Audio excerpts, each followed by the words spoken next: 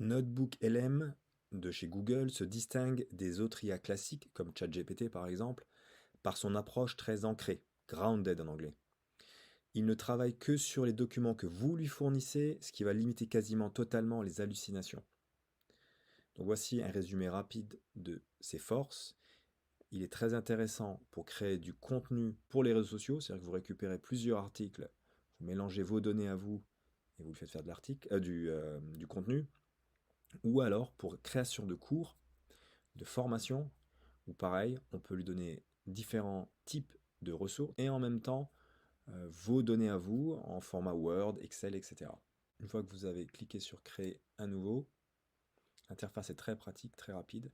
Pour importer des fichiers, carrément des vidéos, il va être capable de sortir le texte d'une vidéo et en tirer les informations intéressantes, votre Google Drive ou copier-coller d'un texte.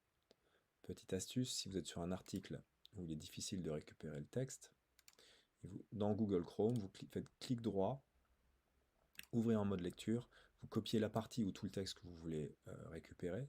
Certains sites peuvent être des fois bloquants pour qu'on n'utilise pas leurs données.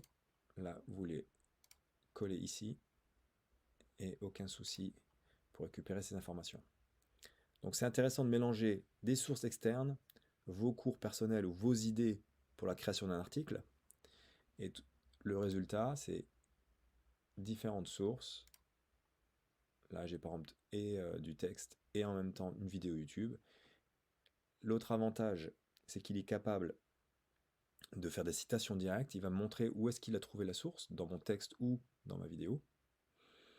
Zéro hors sujet, puisqu'il va répondre exclusivement dans vos sources.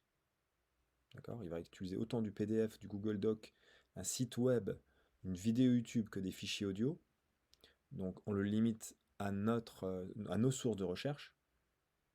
Et une autre force, c'est qu'on est capable de créer, par exemple, ici j'ai créé depuis un de mes cours, il a recréé tout un PowerPoint. Donc je lui ai demandé exclusivement de respecter mon texte. Et donc il fait une illustration pour chaque carte. Donc là ça va très très vite. Je ne suis pas graphiste et ça me permet de gagner énormément de temps.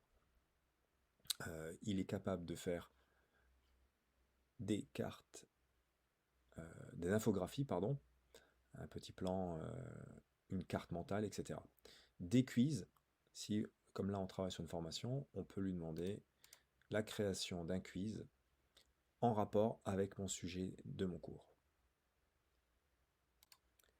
Note importante, les données ne sont pas utilisées pour entraîner les modèles globaux de chez Google.